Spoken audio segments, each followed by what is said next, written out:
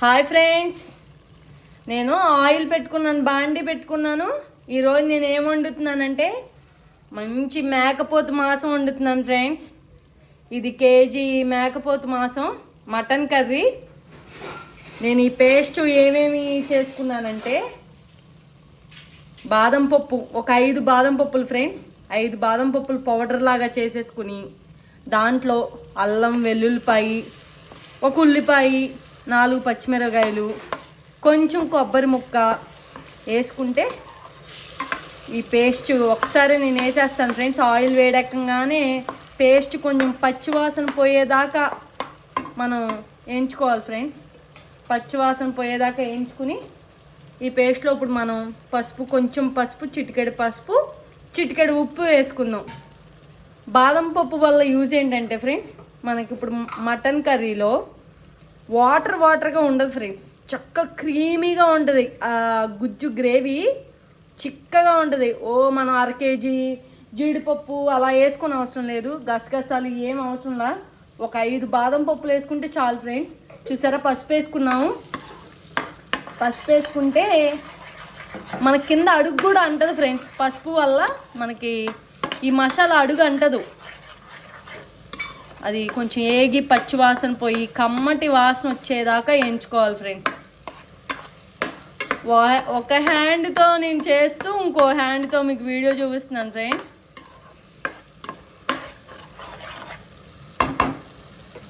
అలాగే కొంచెం ఒక చిటికెడు ఉప్పు, మసాలాకు కూడా ఉప్పు పడితే రుచిగా ఉంటుంది. మళ్ళీ లాస్ట్లో ఉప్పు వేసుకోవాలి ఫ్రెండ్స్.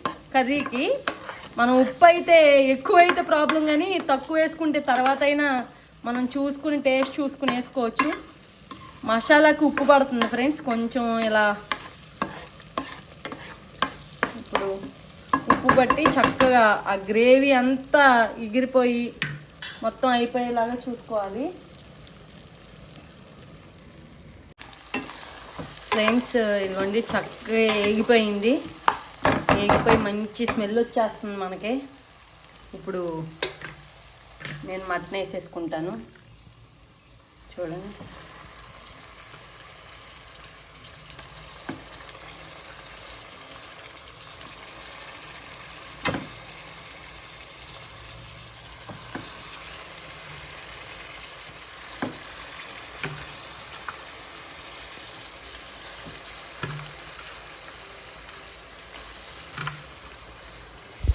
ఫ్రెండ్స్ చూడండి, ఇదిగో మటన్లో చక్కగా ఈ వేగిన అల్లం వెల్లుల్లిపాయ పేస్ట్లో మటన్ వేసేసి మొత్తం అంతా పట్టేలాగా కలిపేసాను ఫ్రెండ్స్. ఇలా కలిపేసేసి మొత్తం మీట్ అంతా చూసారా పేస్ట్ పట్టేసింది. పట్టేసి మళ్ళీ కొంచెం సాల్ట్ వేసుకుందాం. ఆ మటన్లో ఉన్న వాటర్ అంతా వచ్చేస్తాయి ఫ్రెండ్స్ బయటికి. సిమ్లో పెట్టేసుకుని సాల్ట్ వేసుకున్నాం కదా, కలిపేసుకుందాం.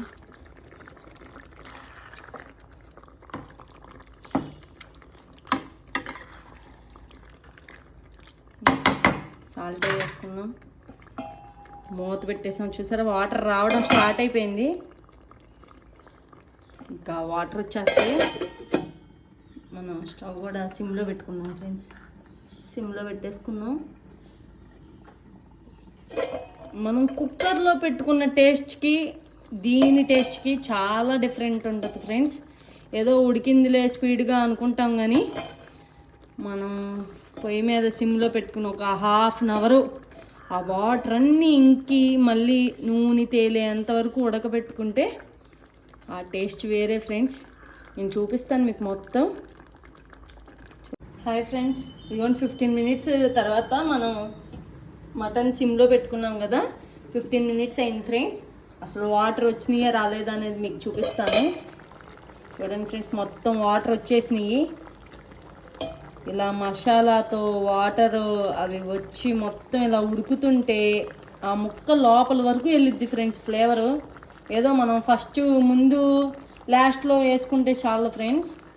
ఇలా ఫస్టే వేయించుకుని మనం ఫ్రెష్ మటన్ అలా వేసుకుని ఇలా క్లోజ్ చేసి పెట్టుకుంటే ఈ వాటర్లో మసాలా, ఏగిన మసాలా మొత్తం ముక్కగా పట్టిద్ది ఫ్రెండ్స్. ఇంకా ఇంకా టైం పట్టేది ఫ్రెండ్స్. ఎంతసేపు ఉంటే అంత టేస్ట్ ఫ్రెండ్స్. మా బాబు పాప తినాలి కదా, మెత్తగా అయ్యేదాకా నేను సిమ్లోనే పెట్టుకుని కుక్ చేస్తాను. చూడండి, చిన్నపిల్లలకే కాదండి, మనకు కూడా మటన్ మెత్తగా ఉంటే నోట్లో వేయంగానే కరిగిపోవాలి ముక్క.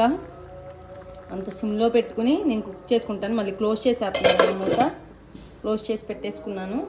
కారం వేస్తున్నాను ఫ్రెండ్స్.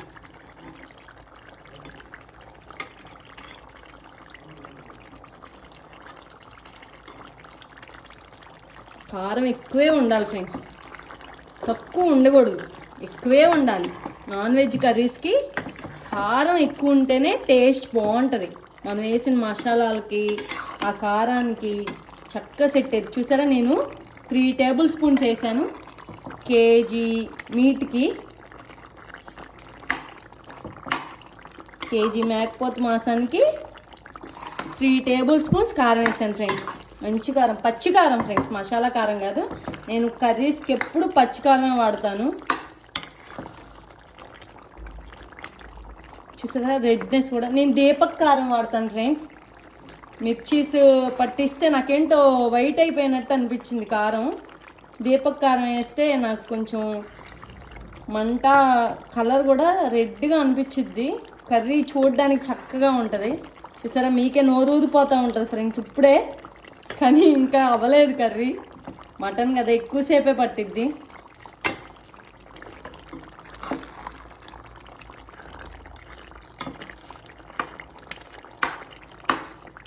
సిమ్లోనే పెట్టుకున్నాను. కారం పచ్చివాసన పోయేదాకా మనం ఇప్పుడు స్పీడ్గా వాటర్ పోసేసాం అనుకోండి ఫ్రెండ్స్, ఆ పచ్చివాసన కొంచెం మనకు తెలుస్తూ ఉంటుంది.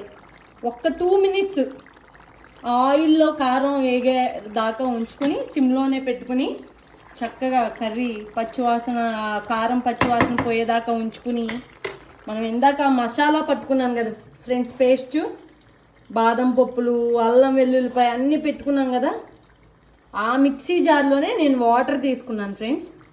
వాటర్ ఎక్కువ తీసుకుంటాను ఫ్రెండ్స్, ఎందుకంటే నేను మెత్తగా అయ్యేదాకా ఉంచుకుంటాను మటన్ని.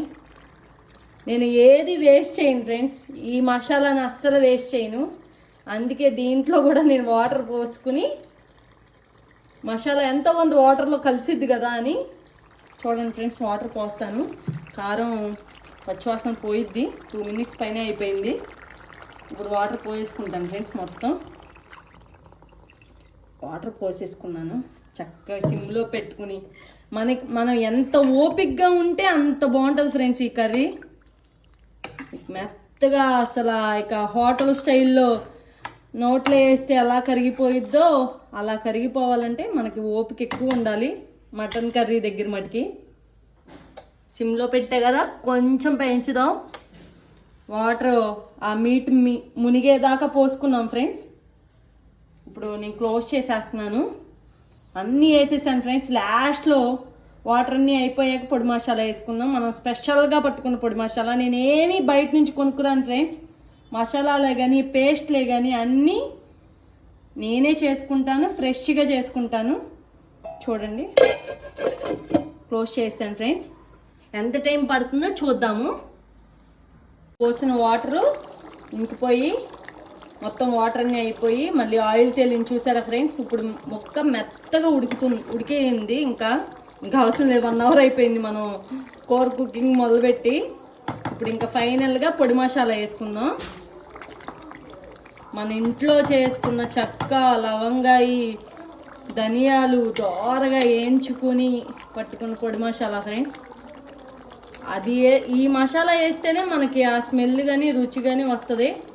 చక్కగా 2 టేబుల్ స్పూన్స్ వేసాను ఫ్రెండ్స్, చాలు. ఇప్పుడు మనం మీకు ఒకటి చెప్తాను. మనం అల్లం వెల్లుల్లిపాయ పేస్ట్లో బాదం పప్పు ఒక 5 బాదం పప్పులు వేసాను అన్నాగా ఫ్రెండ్స్. అది ఎందుకంటే చూపిస్తాను చూడండి. ఇదిగో చూసారా, ఇంకా దగ్గరికి వచ్చింది ఫ్రెండ్స్. ఇది మనం నార్మల్గా వండితే ఇది వాటర్గా అనిపించిద్ది మనకి. ఇంకా ఇప్పుడు పొడి మసాలా వేసేపటికి దగ్గరికి వచ్చేసిద్ది. కర్రీ గుజ్జు కూరలాగా ఉంటుంది ఫ్రెండ్స్.